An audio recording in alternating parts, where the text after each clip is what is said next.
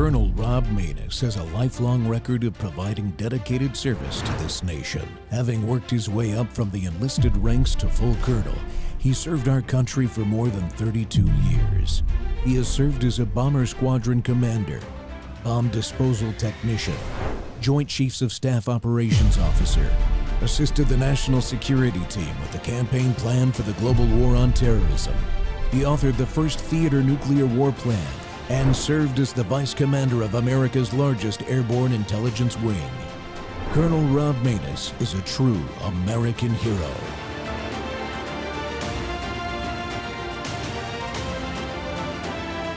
This is Rob Maness Live. Good afternoon. I've done this one too many times, actually too many times for the last 3.5 years while President Trump has been trying to fight to get this country back. And I want to speak to the American women, and I want to speak to the people that need to get out and vote on November 5th. I have sat with President Trump for years now, while he has been targeted with lies and with judges, AGs, and DAs who have specifically run in this city and others on getting Trump. The Trump administration will fix this problem.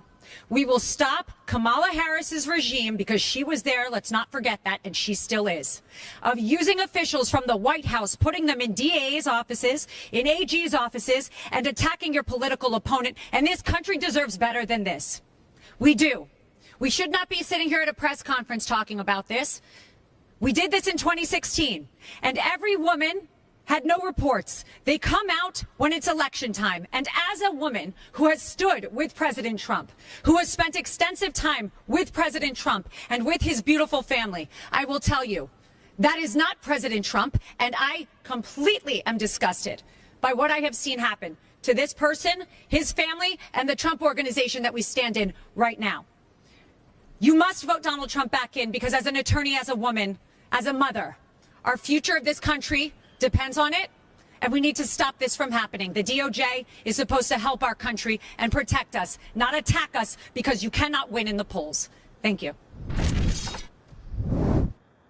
Dealing with the lawfare against President Trump and its perpetrators. Welcome back to True Thursday here, and the Rob Maness Show is live on World YouTube and our X Spaces simulcast. Well, the lawfare cases, as you just heard from Alina Habba there against Donald Trump, continue to be in the news and are continuing to be used by the Democrats in their campaign for president. They relish nothing more than to be able to say he's a convicted felon over and over. Quite frankly, they had plans to put him in jail before November 5th, and it's a disgusting level of election interference with the Justice Department openly violating its own long-standing policies. But these unlawful actions are being thwarted slowly but surely, and eventually we, the American people, will get this opportunity to fight back and should be able to hold them accountable. And my guest today is our friend Mike Davis of the Article 3 Project. Mike's the former chief counsel for nominations of the Senate Judiciary Committee, a former law clerk to Justice Gorsuch, and you may just know him as the Viceroy for his outspoken proposals to deal with these criminals in the next Trump administration. Mike, welcome back to the Rob Maness Show. Thank you for having me on, Colonel. Yeah, it's great to have you, man. Alina Habba, she normally isn't that aggressive in her talks, and you could tell that it's time to stand up and punch back. Alina is great. Yeah, Alina is great, along with Boris and the rest of President Trump's legal team. They are warriors, and they need to be warriors, because this is unprecedented lawfare and election interference by President Biden, Vice President Kamala Harris, Attorney General Merrick Garland, Deputy Attorney General Lisa Monaco, Vanita Gupta, who was the number 3, Matthew Colangelo, who was the acting number 3, who went to Bragg's office to bring this bogus lawfare against President Trump, Jack Smith, Jay Bratz, Kristen Clark, Pamela Carlins, Chris Wray at the FBI, his corrupt, politicized leadership team there, Matthew Graves in the D.C. U.S. Attorney's Office and his January 6th unit. There are so many bad actors who have been part of this conspiracy against President Trump. His top aides, like Peter Navarro, who went to prison, Steve Bannon, who's in prison right now, his lawyers like John Eastman and Rudy Giuliani and Jeffrey Clark, his supporters on January 6th who were politically persecuted, yes, persecuted, as the Supreme Court held in the Fisher decision on back in June on the January 6th protest, where they contorted, politicized, and weaponized a post-Enron obstruction of justice statute intended to go after corporate fraud that Biden and Kamala and these people in the Biden-Kamala Justice Department used to go after Trump and his supporters on January 6th. There must be accountability for what has happened, where you have politicized and weaponized the Biden-Kamala Justice Department, the New York Attorney General's office, the Manhattan DA's office, the Fulton County DA's office, the Arizona Attorney General's office. You have politicized and weaponized law enforcement and intel agencies on every level to go after Trump and his top aides and his lawyers and his supporters. This is unacceptable. This is how the Roman Republic fell. It was the lawfare by the Roman insiders against Caesar that caused him to feel desperate and cross the Rubicon from Gaul into Rome, and it led to the Civil War and the fall of the Roman Republic. And I'm not saying we're going into a civil war, of course, Rob. What I'm saying, though, is this is going to lead for a legal tit-for-tat between the parties that is going to destroy the presidency and therefore destroy our country. And so that's why there must be accountability for this unprecedented republic-ending lawfare and election interference, this criminal conspiracy run by Biden and Kamala and their Justice Department. Yeah, and a lot of people are worried about what you just said about the tit for tat. If this continues and is allowed to stand without the appropriate type of response, and you hear the regime media, and we'll see a clip from one of them here at the show. They seem like they're worried that that we're going to go after them and all that. Well, we should legally go after them. That's what you're talking about, right? Using the legal system within the rules of the law, not outside of it like they are doing, to hold these people accountable, right?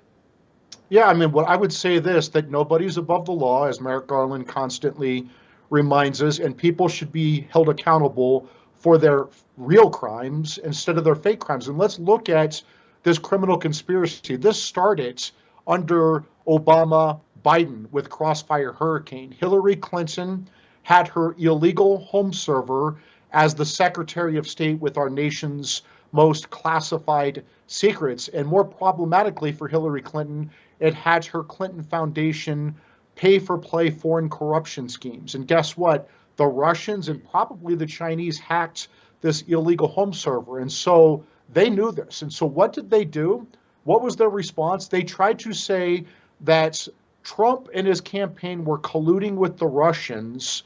And so what would happen is if this illegal home server got put out there by the Russians before the 2016 campaign, the Hillary campaign, along with the Obama, Biden, White House, and Justice Department, can say that this was a campaign dirty trick by Trump and his campaign. They got the Steele dossier. Perkins Coie did the Steele dossier, this big law firm, Steele dossier, where they made up the Russian collusion hoax. They got illegal spy warrants from the FISA courts, federal court. So they spied on Trump as a candidate. They spied on him even as the president of the United States because they feared that this Hillary's home server with her corruption was going to come out before the 2016 election. So they had intel agencies and federal law enforcement, the Justice Department, and the FBI lied to the FISA court to spy on Trump. That was the Crossfire Hurricane investigation. And you say, that sounds crazy, Mike. How can you possibly think that? Well, they did the same thing in 2020 with Hunter Biden's laptop. They had the CIA work with 51 former intel officials to lie and say that Hunter Biden's laptop was a Russian disinformation campaign, all the hallmarks of a Russian disinformation campaign. They got the New York Post, America's oldest newspaper, censored and deplatformed from big tech. So they not only did they have the CIA work with these 51 former intel officials, they censored America's oldest newspaper. They had big tech censor any mention of Hunter Biden's laptop with the Biden family corruption. It wasn't just the prostitutes and the drugs and all the other creepy things that Hunter was doing. It was the fact that Joe Biden and his family took over $20 million and counting that House Oversight Chairman James Comer has been able to identify with bank records that went into Biden's bank account. So they did that in 2020. And guess what's going on right now with this lawfare against Trump? It's because he declassified Crossfire Hurricane the day before he left office. And the FBI, the intel officials ran to the White House and said, you're going to commit a crime under the Privacy Act if you release this, which is total nonsense. So Mark Meadows, the day they left office, sent a memo saying, do your Privacy Act review and get out these Crossfire Hurricane records, declassified records. Well, guess what? They didn't get out the records. They raided Mar-a-Lago, and they have run this unprecedented lawfare against President Trump. They know that if Trump goes back into the White House on January 20th, 2025, he's going to release these records, and that's why they're doing everything they can to stop him. They tried to bankrupt him. They tried to throw him in prison for life. They tried to throw him off the ballot, and they defunded his Secret Service protection and almost got his head blown off. Yeah, I mean, he got shot in the ear. Came within a couple of millimeters of getting shot in the right side of his head, and he would be dead, Mike. So really, I think it's fair to say they tried to kill him, in addition to all the other things. Now, he's filed a notice of a lawsuit about the Mar-a-Lago raid. Does he have a prayer of that getting a fair hearing? I mean, he should. He absolutely should, because this is a clear violation of President Trump's civil rights under 18 U.S.C. Section 241, 18 U.S.C. Section 242, where it's a criminal conspiracy for government officials to collude with amongst themselves and with private actors on the outside, these lawfare Democrats, to violate his constitutional rights. That's clearly a criminal violation, a felony, very serious civil rights felony, up to 10 years in prison, where you use the government to violate someone's constitutional rights. It's also a clear civil rights violation under our federal civil rights civil laws, where if you have government officials colluding amongst themselves and with private actors to violate someone's civil rights, you're subject to very serious civil liability. So he should win, and at a minimum, he should be able to get discovery on this and to show that this is a clear violation of his constitutional rights and his other civil rights. I mean, what Obama and Biden and Kamala and these Justice Department officials and these intel officials and these private lawyers and other actors have done it's unprecedented, where you have used our intel agencies and our law enforcement to target your political enemies. And it's not just Trump, it's his top aides like Peter Navarro and Steve Bannon, his lawyers, as we discussed, his January 6th supporters, parents outraged by gender chaos in schools and the resulting rapes in bathrooms, and Christians, pro-life Christians, going to prison for praying at abortion clinics while they give amnesty to Joe Biden, Hunter Biden, every Biden that's taken over $20 million from our worst enemies, BLM, Antifa, Hamas, Planned Parenthood, abortion industry activist, trans terrorist. I mean, we have a politicized and weaponized justice system that started under President Obama and is on steroids now under President Biden and Vice President Kamala Harris. Yeah, and I think pieces of this, it kind of smell like seditious conspiracy to me, because part of it was while the president was still the president of the United States, especially around the classified docs case. That has overlap there. So maybe there's that kind of charge to be investigated too. Well, Mike, we got to take a break. When we come back, though, we'll hear from President Trump himself a little bit about the Mershon Bragg case. And I want to get your take on why he's not going to be sentenced in 6 days from now on September 18th, like Mershon wanted to do. I was convinced he wanted to put him in Rikers Island for at least a weekend just to make the point and give the talking point to the campaign for Kamala Harris. We'll be right back with Mike Davis of the Article 3 Project on the Rob Maness Show. It's Truth Thursday.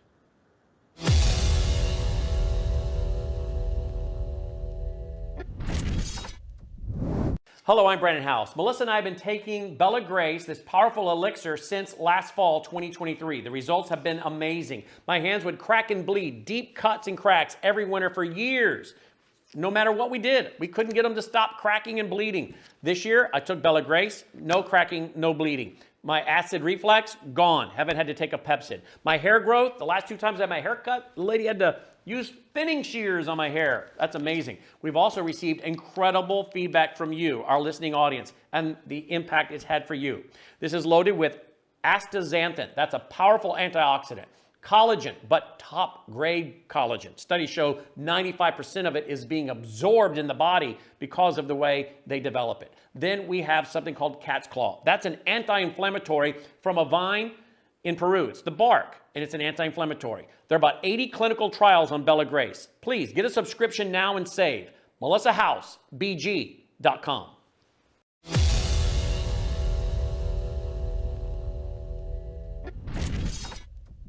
Today there was a story about somebody in Southern District who's highly respected, knocking the hell out of both of those cases, say it's an embarrassment they were allowed to be brought. And that's you, Mug Club. Just revealed today, and I hope you're going to do a story because it's a big story. The Southern District of New York was, and this is a very highly respected group of people. He said it was a disgrace that that case was brought. It was a disgrace that the case was brought in front of Mershon. The case is a disgrace. Should have never been brought. Should have never been brought. And the case in front of Judge Engoron, just in terms of the case itself, we had 4 or 5 overturns in the appellate division. I only hope the appellate division, for the good of New York, otherwise you just say, God save the state. For the good of New York, I hope that the appellate division will do what's right on that case, because that case was a scam. But every single one of these cases that I'm mentioning, they're all hoaxes and scams. No different than Russia, Russia, Russia, Ukraine, Ukraine, Ukraine, the impeachment hoax number 1, impeachment hoax number 2, all these things that we won. We won them all. But it takes time, it takes effort. And they're at it again. But this time, what they're doing is they're hitting us as hard as possible. You know, it's very interesting. It just brings to light. Welcome back to the Rob Maness Show. It's Truth Thursday, and we're talking about the lawfare against Donald Trump and his supporters and holding the perpetrators accountable. And nobody can lay out the truth about this lawfare against him and his family like President Trump himself. And my guest today is Article 3 Project's Mike Davis. I know him as the Viceroy now. Mike, welcome back to the show because you are leading the charge vocally in the media, independent and even the regime media. Some of it, you know, on Fox News and those kind of things. I call those guys regime media, so no offense to any Fox News folks. But you're leading that charge, and that's why I use that term that I've heard you use and other people use about you, about holding these people accountable. But these 2 cases he was just talking about, one's the E. Jean Carroll case, and the other one's the Mershon Bragg case that Judge Mershon wanted to sentence him on September 18th. Why do you think he felt compelled to back off of that? Because he's delayed that, I think, until after the election, hasn't he? I think that this Democrats Manhattan Judge Juan Mershon is starting to feel the political heat, as he should. This guy is a corrupt judge, and I don't say that lightly as an attorney, and let me tell you why he's a corrupt judge.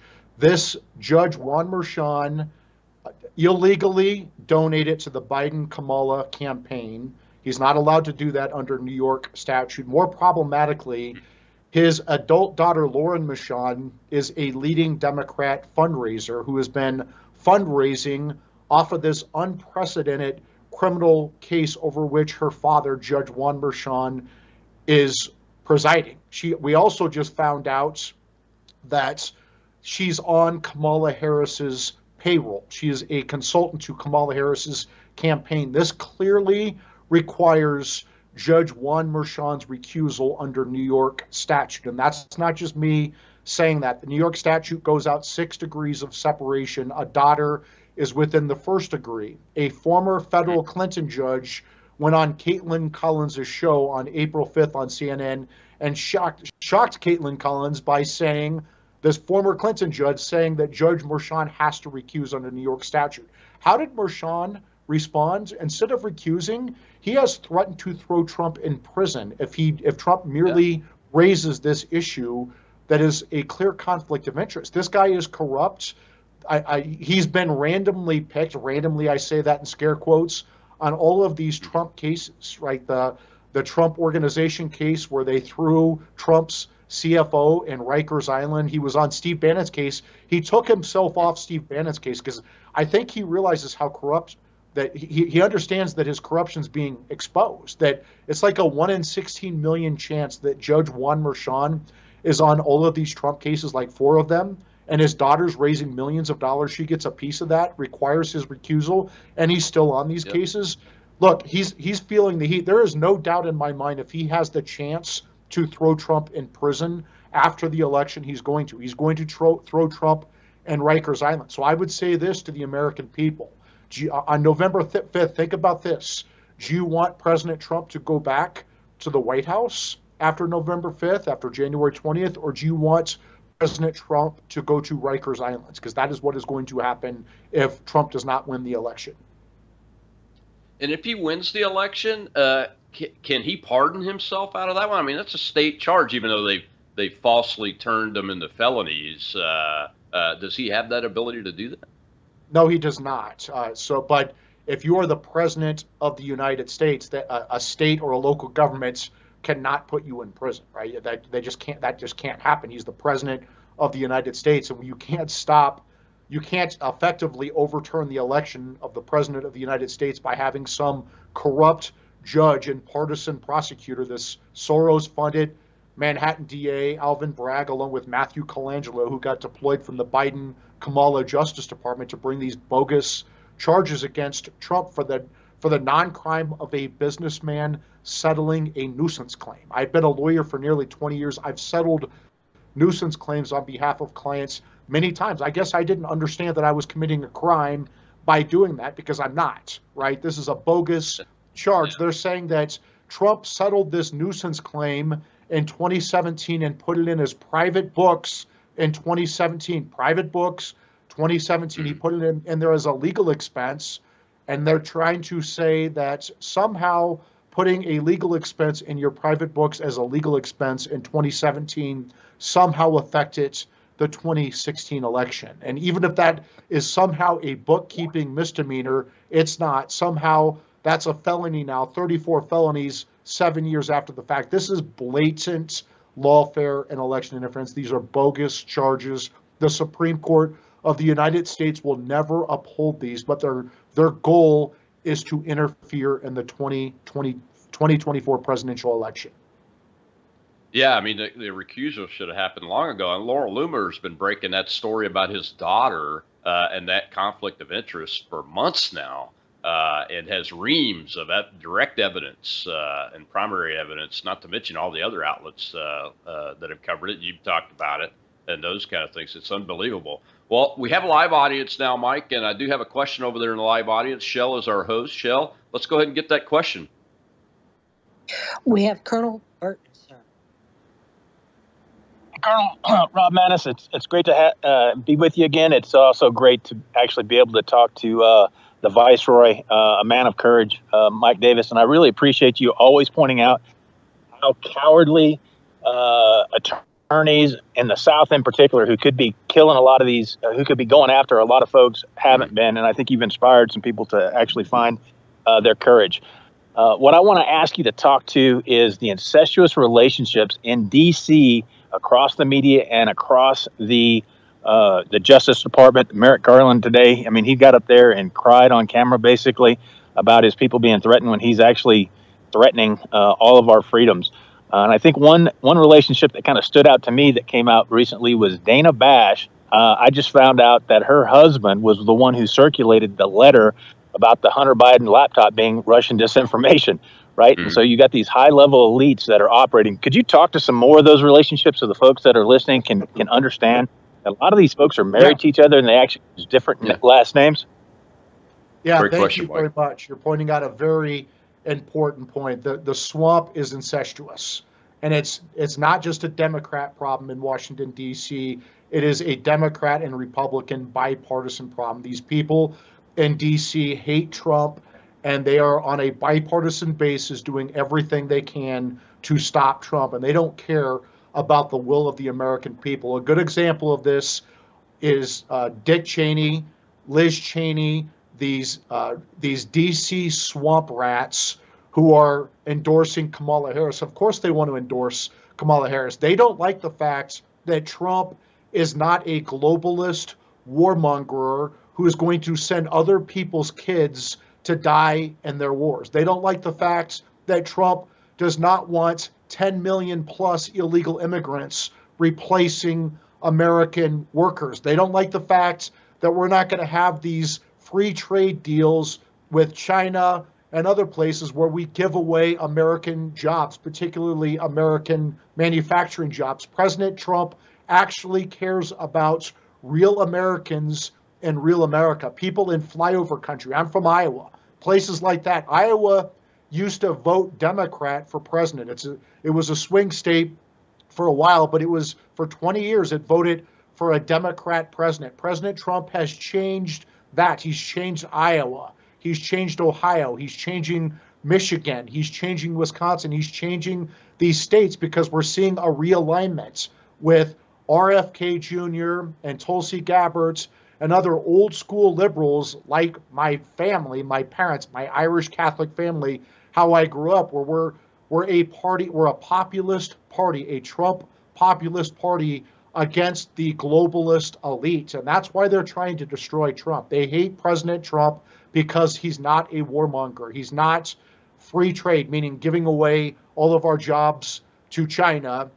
And that's why they hate him. That's why they want to stop him. He wants to drain the swamp. He wants to dismantle our federal government and return power back to the people. And that's why they hate him. And you see this in the Justice Department. I just put out a tweet with Merrick Garland saying that if you criticize the Justice Department, if you criticize the unprecedented lawfare and election interference, you're essentially a bad person. Merrick Garland can go to hell, and so can all the goons who work for him.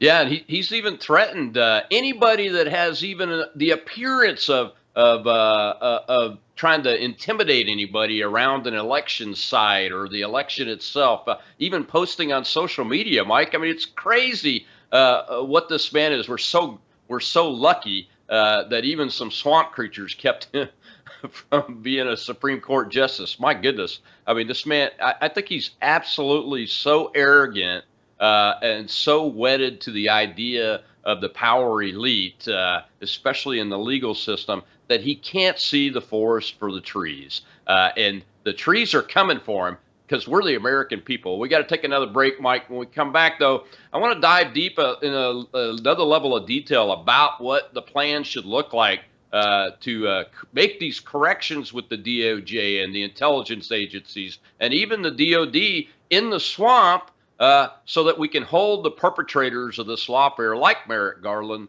fully accountable. And we'll be right back on the Rob Maness Show. It's Truth Thursday.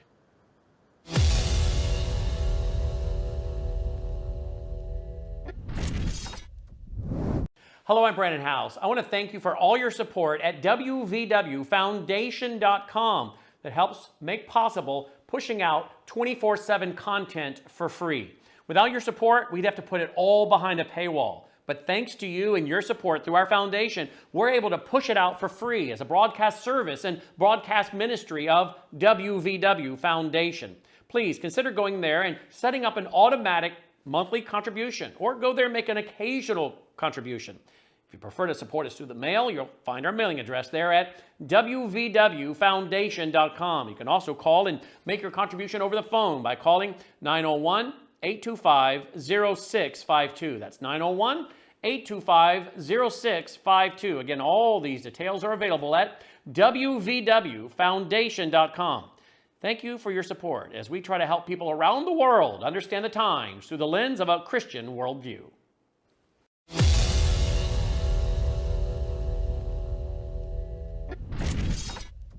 We sometimes kind of beat around the bush about this stuff when it comes to Trump. We don't have to in this case. Trump has said explicitly, with his own words, just a few weeks ago, if he's elected president, he will direct the Justice Department to go after his political enemies, President Biden. So he said that, and this is the roadmap that you just described about how he is going to do that. We're going to get to. Welcome back to the Rob Maness Show. It's Truth Thursday, and we're talking about the lawfare against President Donald J. Trump and his supporters, like you and me, with the Article 3 projects. Mike Davis, who has been very outspoken about what needs to occur in the next Trump administration to make some corrections, a lot of corrections, so that power is returned to the American people and the confidence in our legal system and our intelligence agencies and our government itself that it is serving us instead of trying to rule over us takes place. And Mike, welcome back. We just saw there, and I mentioned earlier that they're afraid. That's a CNN regime media piece there from a while ago, but it's this year. After President Trump made that statement about holding people accountable, and the term retribution has been used, and yes, it is going to be retribution. But what should that look like? I mean, personnel is policy, and we're coming up on the election, so I know he's starting to pick and look at who's going to do the transition team for hiring presidential personnel. What type of people should we be expecting to see working that process and getting selected or asked to do the job? I would just say this: what amazing cognitive dissonance with the media when they are crying about a Trump 47 administration politicizing and weaponizing intel agencies in the Justice Department to go after political enemies. What the hell do they think has been happening for the last 8 years under Obama, really 12 years under Obama and Biden? It's just amazing to me. Yeah. You have Joe Biden and Kamala Harris's fingerprints on all 4 unprecedented criminal prosecutions of a former and likely future president. You have Jonathan Sue, the deputy White House counsel, who waived President Trump's claim of constitutional executive privilege going back 250 years to George Washington, that led to the Mar-a-Lago raid and led to the Jack Smith 2 indictments in Mar-a-Lago for the non-crime of a former president having his presidential records in the office of former president, which is allowed by the Presidential Records Act, and then the non-crime of objecting to a presidential election, which is allowed by the Electoral Count Act of 1887 and the First Amendment. We don't see Democrats being charged for objecting to Republican wins in 1968, 2000, 2004, and 2016. We don't see John Kerry and Al Gore and Hillary Clinton in jail for objecting to a presidential election. You also have Biden and Kamala's fingerprints on the Nathan Wade, Fani Willis prosecution down in Fulton County, Georgia. Nathan Wade was dumb enough to bill 16 hours of his time at $250 an hour to meet with the Biden-Kamala White House on 2 different occasions before Big Fani Willis down in Georgia brought her unprecedented indictment against a former president, again for objecting to a presidential election. And then with Alvin Bragg's charge up in New York City, the first indictment ever of a former president, you had Matthew Colangelo, who got deployed from the Biden-Kamala Justice Department. He was a senior political appointee. He was the acting number 3 for Biden and Kamala on the parachute team into the Justice Department. And then he became the number 2 to the number 3, a very powerful post, the Principal Deputy Associate Attorney General. I know that sounds like jargon to real Americans, but that's the same post that my former boss, Neil Gorsuch, had before he became a federal appellate judge in Denver and then went on to the Supreme Court. Matthew Colangelo had that job. He didn't go to the Supreme Court. He went to a dingy DA's office in New York to bring this unprecedented indictment against Trump. It's obviously a conspiracy. I mean, it fits the exact model of a conspiracy. That's got to be one of the crimes that gets brought up for charges on these people when the time comes to do it, because they're obviously doing it. They're betraying the American people, Mike, and we've got to do something about it. One of the things that I would like to see happen, and I wanted to get your thoughts on this. You know, the swamp on both sides have maintained this false facade that the DOJ is supposed to be independent, and the President of the United States, even though he's the chief executive and has all the power needed to control that organization as the lone executive elected by all the people in all the states to control it directly, this facade of independence. How can we change that? How should President Trump's administration change that view of that relationship back to what it's supposed to be, which is it's a subordinate organization to the executive branch, and the president has every right and responsibility to direct it as necessary? I think that this idea that the Justice Department does not report to the president and his attorney general is a very dangerous way of thinking. Think about that. You want unelected, unaccountable bureaucrats within the Justice Department to make decisions where they're not accountable to the American people through their duly elected president of the United States and his nominated, Senate confirmed and appointed attorney general. I can't think of anything more dangerous than a Justice Department that's not accountable to the American people. And that's exactly what they want. They want, like, for example, this special counsel. This is not a creature of Congress. Like, the Office of Independent Counsel was an office that was created by Congress, and it is this is not an office that was created by Congress with this special counsel. They actually let the Office of the Independent Counsel lapse. And so what was the response from the Justice Department? They just created by fiat this Office of Special Counsel and gave it unlimited budget and unlimited power. That is clearly unconstitutional, as Judge Eileen Cannon just correctly held down in the Southern District of Florida. Yeah. Speaking of Cannon's decision on that, one of the questions as a layperson, not a lawyer, that I've had is what's the probability that Smith's appeal of that would be successful? I don't think it is. I've read the amicus brief from, I think, Judge Meese or Attorney General Meese and those folks, and they were right on the money, even though a lot of people thought that was an outlier when it got submitted.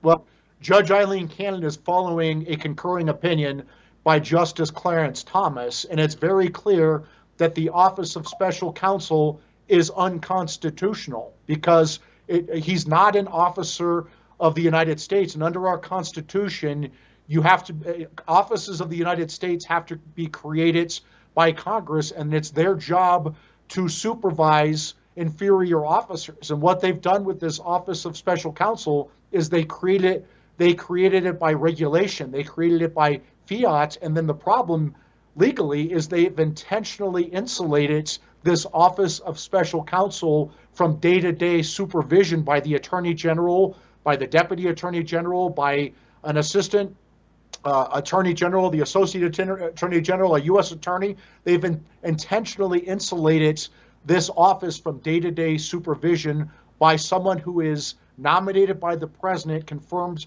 by the Senate, and appointed by the president, an officer. And that's why it's constitutionally problematic. That's why it's unconstitutional, because this office has virtually unlimited power and jurisdiction and budget, and it's not supervised on a day-to-day basis by a constitutional officer. And it's no wonder that Garland has the audacity to stand before the American people and say, "How dare you criticize me and my organization?" Not just us, but the Congress himself. I've seen him do it in front of Congress. So we got more questions over the audience. Shell, go ahead with the next question for Mike. Lieutenant Colonel Larry Broxer. Sir, just a couple of quick questions. First, is there a way of stripping Merrick Garland of his immunity so that he can be brought to justice for his crimes? And the second one is, how would you respond to the left when they say, hey, he was convicted by 12 jurors?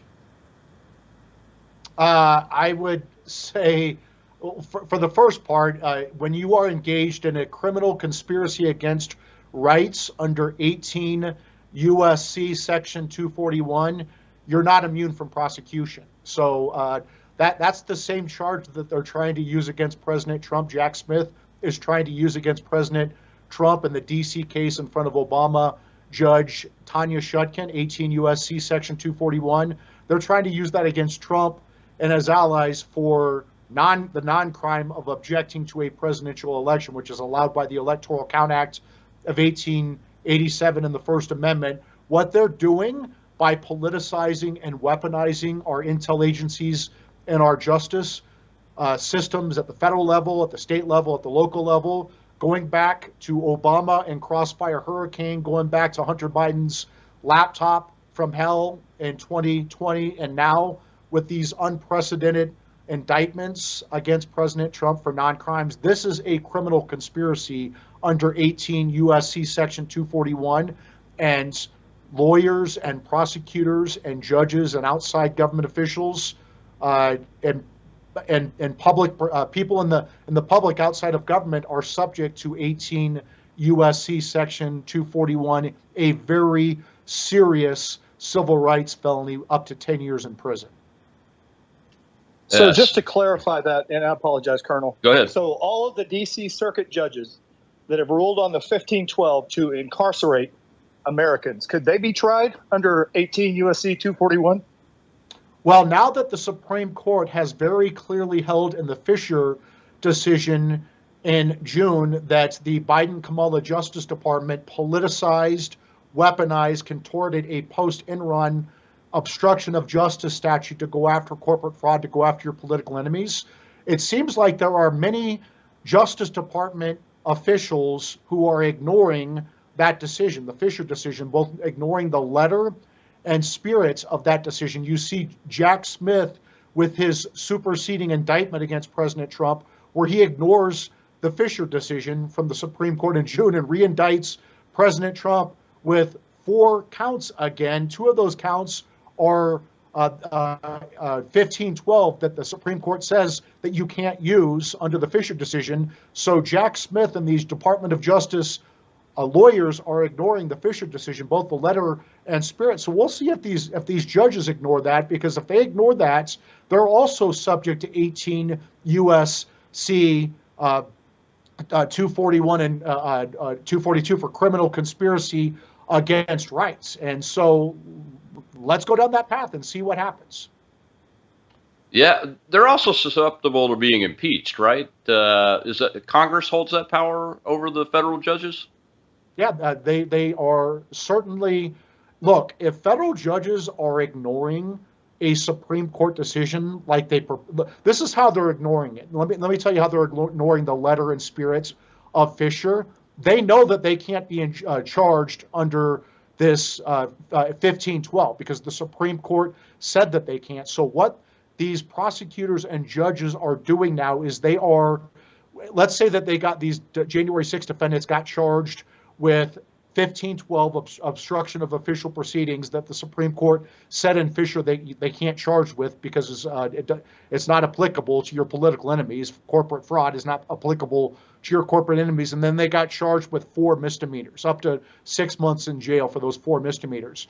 Normally what happens is those misdemeanors run concurrently and not consecutively. So if you got convicted of 4 misdemeanors, you don't go to jail for 24 months. You go to jail for maybe 2 or 3 months under the sentencing guidelines. What they're doing now after the Fisher decision is they are trying to stack those misdemeanors. And so if they're charged with 4 misdemeanors, they're trying to say that these defendants should go to jail for 24 months instead of 2 months. And then they're taking in other felonies outside of Fisher, and they're trying to do upward departures. They're going beyond what the sentencing guidelines say is reasonable for a criminal charge. And they're trying to say, okay, this felony that we're charging with might call for 8 months in jail or 10 months in jail, but because of the Fisher decision, we're going to say that they're going to get 5 years in jail with upward departures. It is unconscionable what these federal prosecutors are doing. It's unconscionable what these federal judges are doing. And remember, under the sentencing law, these sentences have to be reasonable. And if they are intentionally making these sentences unreasonable because they don't like the Supreme Court's decision in Fisher, you have a violation of these defendants' statutory and constitutional rights. Surely destroys the confidence of the American people in our justice system, which is really the foundation of everything this country is supposed to be built upon. Well, we got to take our last break, Mike, but we have some breaking news that we'll talk about when we come back in the Big Fanny case against Donald Trump, and we'll hear from Darth Vader, Dick Cheney himself, about the election when we come right back here talking with Mike Davis of the Article 3 Project on Truth Thursday here on Worldview Tube.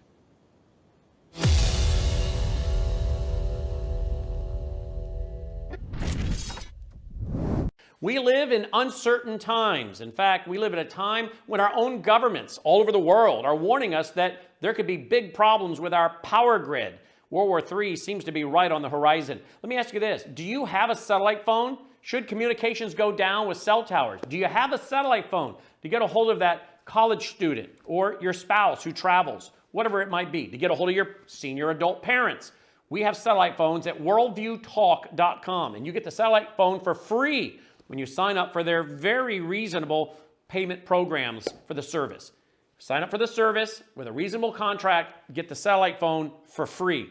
Worldviewtalk.com. You'll also find they have, well, what I now have, which is a solar generator. Yeah, I have a gas generator, an LP propane generator, but what if that goes down? I want to back up to my backup. So I now have a solar generator as well. You'll find them at worldviewtalk.com. Check it out today, worldviewtalk.com.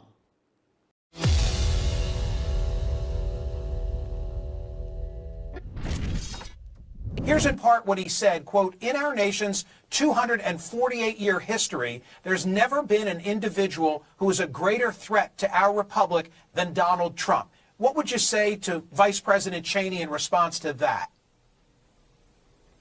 My first response is I really don't care what he thinks. Secondarily, if you look at the way Kamala Harris and Joe Biden have led the current administration, they suppressed the free speech of the American people. It was the Biden campaign that lied to the world during the last presidential election, using the intelligence agencies and 51 intelligence officers to lie about the laptop from hell. That's something the Biden campaign did.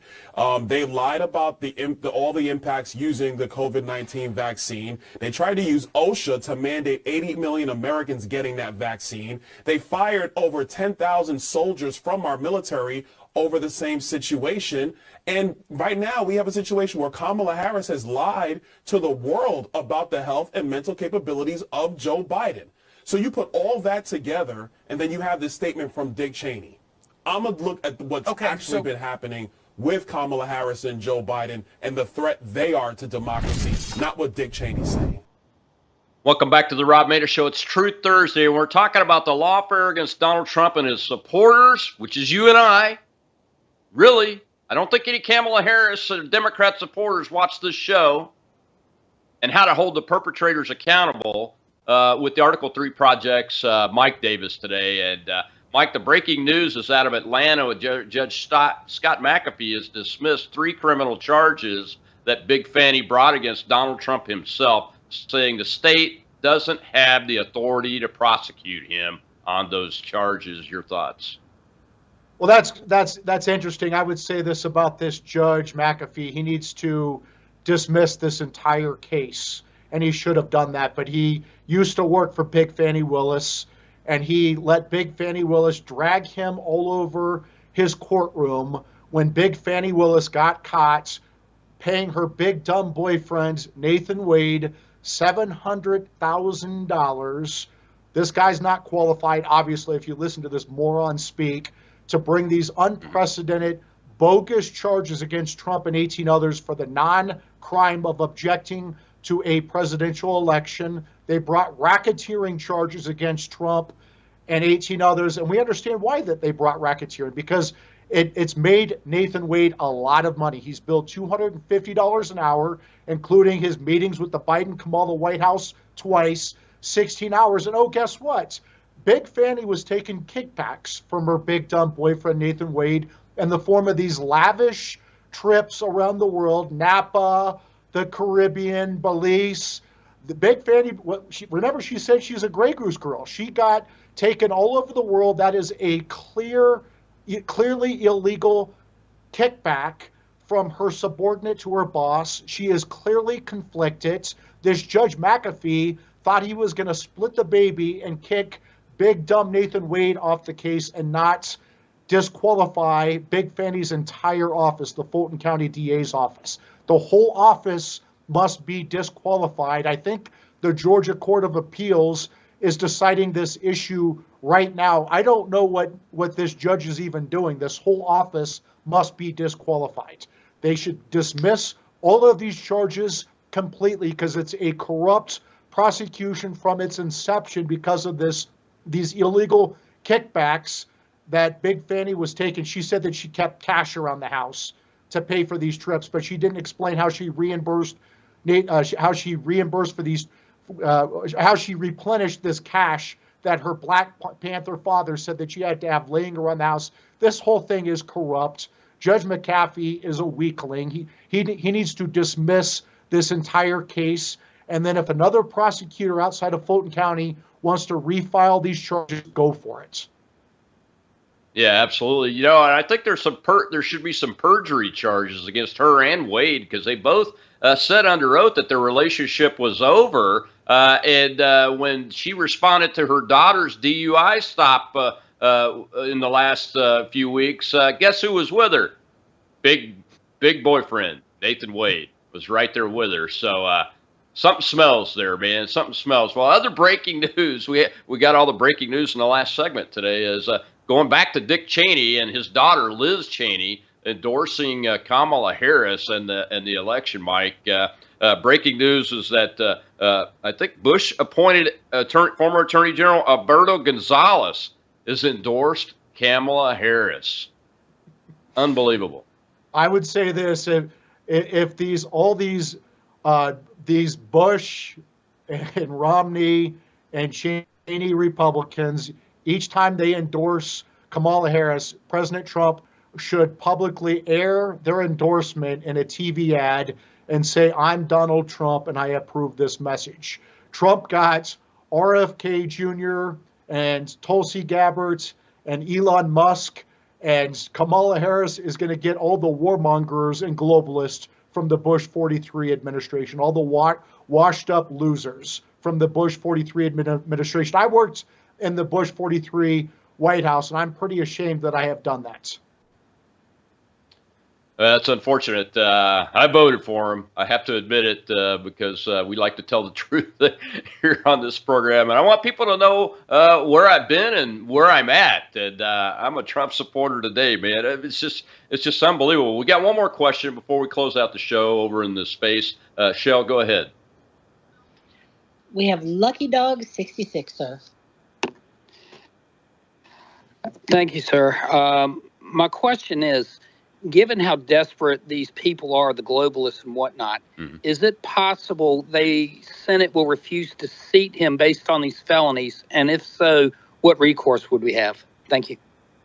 Well, it wouldn't be the Senate, it would be the House on January 6th. If Democrats take over enough seats in the House, they could try to block President Trump from being president, even though Trump wins the presidency. I would say this election is so crucial. I know you hear this every election, but I actually truly mean it this election. If President Trump is not put back in the White House, we are going to lose our country. Kamala Harris will replace older conservative justices on the Supreme Court, maybe Clarence Thomas, maybe Justice Sam Alito, with left-wing radicals like Judge Tanya Shukin.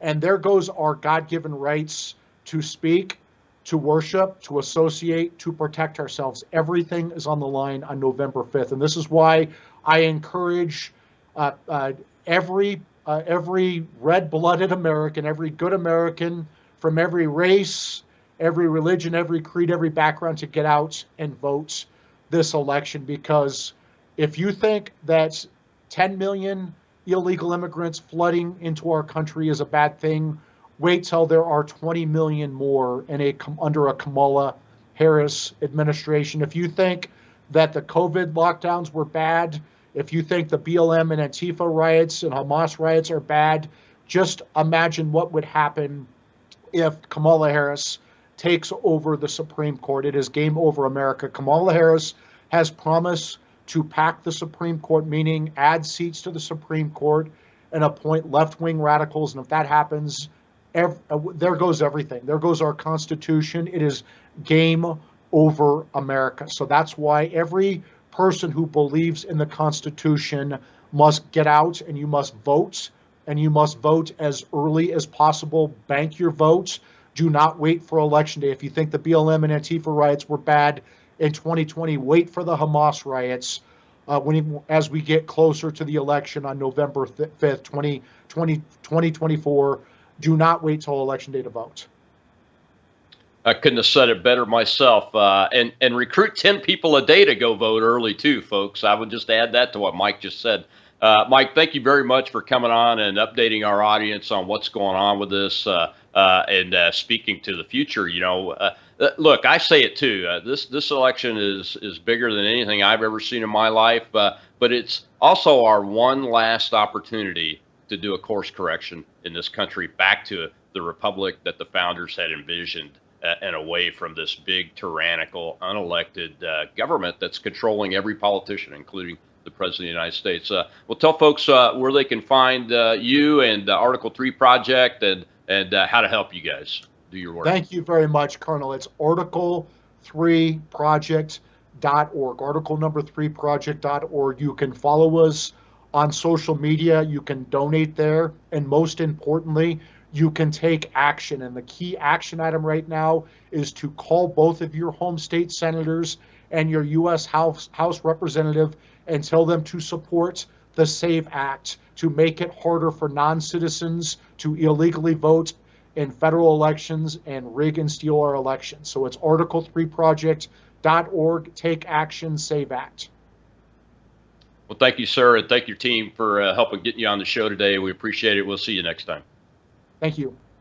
Well, and Monday is More War Monday. We'll have Colonel Daniel Davies on to give us an update on the Ukraine war effort. It's been a few weeks since we've touched on that issue, and I'm sure it'll be a fiery show with a lot of new information. So join us on More War Monday on the Rob Maness Show at World YouTube and X Spaces simulcast.